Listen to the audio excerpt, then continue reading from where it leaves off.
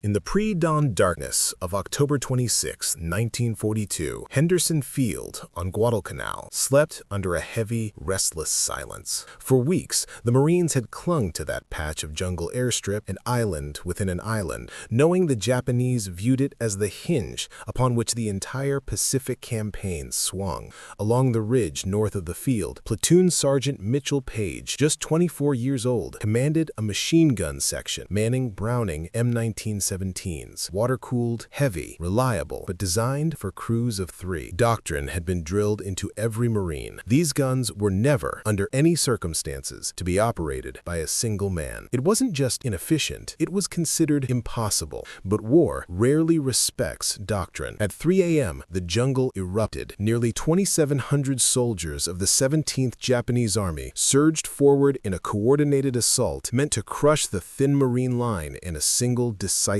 blow. Paige's section, just 33 Marines stretched across a battered defensive ridge, took the full weight of the attack. Japanese machine gun bursts flashed like lightning through the trees. Mortar rounds punched fire into the earth. The ridge shook under the weight of thousands of boots closing in fast. Within minutes, the unthinkable happened. Paige's entire gun crew was dead or wounded. Men he'd trained with, men he lived with, men he thought would survive this campaign with him. Suddenly, the line of 4 M1917s meant to be operated by nearly a dozen Marines stood defenseless except for one man, and that man refused to withdraw. Paige threw himself to the first gun, firing long, sweeping bursts until the water jacket hissed and steamed. As the enemy closed in faster than the gun could cool, he sprinted to the next weapon, loading belts with hands torn by shrapnel, clearing jams by feel alone, working in total darkness except for muzzle flashes. Actions that normally required 3 coordinated Marines now flowed from him automatically. 6 years of training collapsing into pure instinct. He was no longer thinking, he was performing. The same motions he had rehearsed thousands of times in stateside training grounds now unfolded under the most extreme conditions imaginable. When a gun overheated, he abandoned it. When a belt jammed, he ripped it clear without hesitation. When Japanese soldiers pressed close enough for bayonet range, he stood and fired the machine gun from the hip, sweeping the ridge with raw defiance. Alone, bruised, bleeding, exhausted, he moved between all 4 guns, firing one until the barrel burned, then moving to the next, keeping the ridge alive with continuous fire that convinced the Japanese there were still Marines manning the entire line. For nearly an hour, Paige fought as an entire machine gun platoon by himself, and the Japanese assault, designed to overwhelm hundreds, broke on a single Marine. As reinforcements finally arrived, they found Paige standing behind the last operational gun, drenched in sweat and smoke, firing into the darkness with the same mechanical precision he had learned years earlier on peaceful American training fields. The Japanese attack had collapsed, Henderson Field held, and Guadalcanal, one of the most brutal campaigns of the war, pivoted on the defiance of a single sergeant who refused to abandon his post. In the decades that followed, the battle became a case study for the Marine Corps, not because Paige disobeyed doctrine, but because training had created something doctrine could not predict: a Marine capable of performing the impossible through repetition, endurance, and absolute refusal to break. His actions became one of the most analyzed defensive stands in Marine Corps history, a testament to the idea that when war strips away everything else, what remains is what a Marine has drilled into muscle and memory. Mitchell Paige would later receive the Medal of Honor, but for those who study battlefield psychology, his story remains something deeper, a living proof that there are moments in war when training meets circumstance and a single human being holds back an army.